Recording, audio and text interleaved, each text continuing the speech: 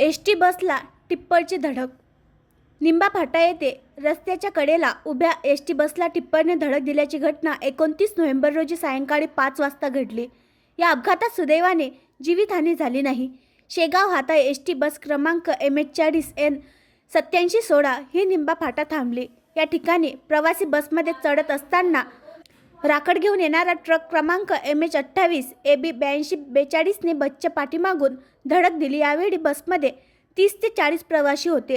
Truck चालकाने वेळीच truck थांबविल्याने पुढील अनर्थ टळला. निंबा फाटा येथे मोठ्या प्रमाणात रहदारी असून बेशिस्त पार्किंगमुळे अशा घटना घडत आहेत. आणखी नवीन व्हिडिओ पाहण्यासाठी आमच्या देशमुख एक्सप्रेस न्यूज चॅनलला सबस्क्राईब करा, लाईक करा आणि शेअर करा.